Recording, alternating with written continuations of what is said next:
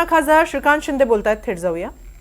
खासदार श्रीकांत शिंदे किंगमेकर ठरलेले आहेत. कसं जमवलं सगळं हे गणित? अंबरनाथ नगर परिषदेवरती शिवसेनेचा भगवा जो आहे आज फडकलेला आहे. लोकांनी मॅन्डेट जे आहे हे शिवसेनेलाच दिलं होतं. 59 पैकी 27 अधिक 1 28 असे नगरसेवक जे आहे हे शिवसेनेचे निवडून दिले होते. मला वाटतं 50% पेक्षा जास्त मेजॉरिटी जी आहे ही शिवसेनेला दिलं होतं. त्याचबरोबर जर नगरसेवकांचं मतं जर मोजली तर जे नगराध्यक्ष झालेत त्याच्यापेक्षा 10,000 मतं जी आहे शिवसेनेला जास्त पडले. तर लोकांच्या मनामध्ये शिवसेनाच होती, शिवसेनेलाच मॅन्डेट दिलं होतं. पण काही कारणास्तव जे आहे हा नगराध्यक्ष आमचा झाला नाही. पण आज पूर्ण बहुमताने शिवसेनेची सत्ता जी आहे ही पुन्हा एकदा अंबरनाथवरती स्थापन झालेली आहे. उपनगराध्यक्ष जे आहे हे शिवसेना महायुतीचे सदा मामा या ठिकाणी जे आहे निवडून आलेले आहेत. मी त्यांचं खूप अभिनंदन करतो. सगळ्या नगरसेवकांचं सगळ्यांचं खूप या ठिकाणी अभिनंदन, त्यांना खूप शुभेच्छा देतो. सर, असं देखील सांगितलं जातंय की हे 4 नगरसेवक डिस्क्वालिफिकेशन त्यांचं होणार आहे. तुमची यावर काय प्रतिक्रिया आहे? बघा, हे सगळ्या गोष्टी ज्या आहेत त्या नियमाने झालेल्या आहेत.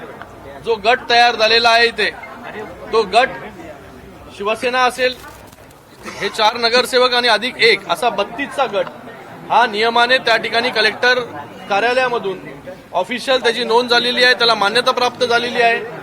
आणि 30 दिवसाचा जो नियम असतो की बाबा कुठलंही पार्टी एका गटामधून जे आहे ते विड्रॉ करू शकते आणि दुसऱ्या गटामध्ये जॉईन करू शकते.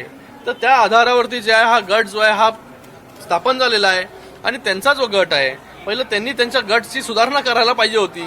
त्यांचा गट जो होता तो भारतीय जनता पार्टी, त्याचबरोबर काँग्रेस आणि राष्ट्रवादी आणि अपक्ष म्हणजे भारतीय जनता पार्टी आणि इंडियन नॅशनल काँग्रेस जे 12 सदस्य होते, त्याचबरोबर राष्ट्रवादी काँग्रेस आणि अपक्ष असा त्यांचा 32 लोकांचा जो आहे तो गट नोंद अगोदर झाली होती. आता तुम्ही त्या काँग्रेसचे जे 12 लोक होते त्या काँग्रेसच्या 12 लोकांना तुम्ही भारतीय जनता पार्टीमध्ये प्रवेश करून घेतला. तर तुमच्या गटामध्ये जे आहे हे भारतीय इंडियन नॅशनल काँग्रेस असं नसायलाच पाहिजे. त्या जागी जे आहे भारतीय जनता पार्टी, राष्ट्रवादी काँग्रेस आणि अपक्ष असं राहायला पाहिजे. त्याचबरोबर राष्ट्रवादी काँग्रेस हे देखील जे आहे 4 सदस्य त्यांनी देखील विड्रॉ त्याच्यातून केला. तर तुम्हाला एक सभा घेऊन तो जो गट आहे तो गट मॉडिफाय करावा लागला पाहिजे होता आणि तो नोंद त्याची जी आहे ती त्या ठिकाणी करायला पाहिजे होती. पहिलं स्वतःचे ज्या तुमच्या पक्षामध्ये जे काँग्रेसचे नगरसेवक आलेत त्याचं करेक्शन तुम्ही केलं नाही तर तुमचा व्हीप जो आहे हा कशा प्रकारे व्हॅलिड जो आहे हा धरला जाईल, हा देखील हा मोठा प्रश्न आहे. आम्ही जे केलेलं आहे, शिवसेनेने जे केलेलं आहे हे पूर्णपणे व्हॅलिड, लेजिटिमेट जे आहे हे मान्यता प्राप्त या ठिकाणी झालेलं आहे सगळ्या गोष्टी. आणि आज शिवसेनेच्या बहुमताने आज सदा मामा पाटील आज उपनगराध्यक्ष या ठिकाणी निवडून आलेले आहेत. श्रीकांत शिंदे यांनी जे प्रदेशाध्यक्ष आहेत रवींद्र चव्हाण यांना धक्का दिलाय का या निमित्तानं? बघा, मला कोणाला धक्का द्यायचा नाही. या ठिकाणी जेव्हा निवडणुका झाल्या, नगराध्यक्ष निवडून आले, तेव्हा नॅचरल अलायन्स म्हणून बीजेपी आणि शिवसेना यांनी एकत्रित जे आहे ते सत्ता स्थापन या ठिकाणी करायला पाहिजे होती.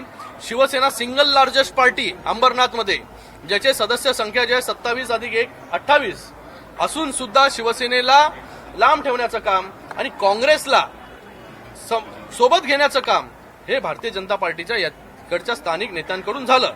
त्याच्यावरती जे आहे हे पूर्ण गदारोळ जो आहे हा पूर्ण देशामध्ये झाला.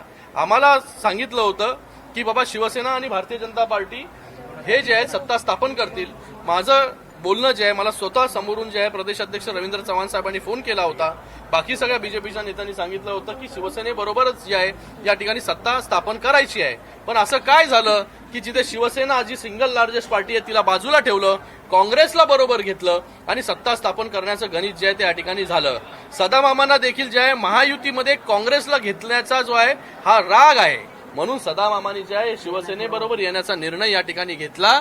म्हणून महायुतीमध्ये जे आहे आज सत्ता या नगरपालिकेमध्ये बसलेली आहे. पण भाजपा या सगळ्याचा दाखला राज्यात ज्या महापालिकेच्या निवडणुका आहेत त्याच्यामध्ये देण्याची शक्यता आहे. याच्यावर काही परिणाम होईल? काय देणार की काँग्रेस बरोबर घेतलं? महापालिकेच्या युतीवर तुमच्या याच्यावर काही परिणाम? महायुतीवरती कुठलाही परिणाम नाही होणार, कारण की जिथे जिथे नगरपालिकेच्या निवडणुका झाल्या तिथे तिथे जे आहे शिवसेना आणि भारतीय जनता पार्टी एकत्र मिळून सत्ता स्थापन केलेली आहे. माझी बैठक जी आहे ही करंजुले साहेबांबरोबर देखील झाली. एक दिवसा अगोदर 2 तास आम्ही जे चर्चा त्या ठिकाणी केले, त्यांना मान्यता देखील झाली की बाबा 2 सभापती त्यांना आणि बाकी सभापती जे आहे हे 4 सभापती शिवसेनेकडे जातील, उपनगराध्यक्षपद राहील शिवसेनेकडे, असं सगळं बोलणी झालं. त्याच्यावरती चर्चा झाली आणि शिंदे साहेबांनी देखील त्याला मान्यता जी दिली की आपल्याला जे नॅशनल अलायन्स म्हणजे आम्हाला जरी बाजूला ठेवलं यांनी, स्थानिक नेत्यांनी, भारतीय जनता पार्टीच्या स्थानिक नेत्यांनी आम्हाला जरी शिवसेनेला बाजूला ठेवलं, आम्ही जी आहे ती सदस्य संख्या जी आहे ही 32 केली, बहुमत केलं.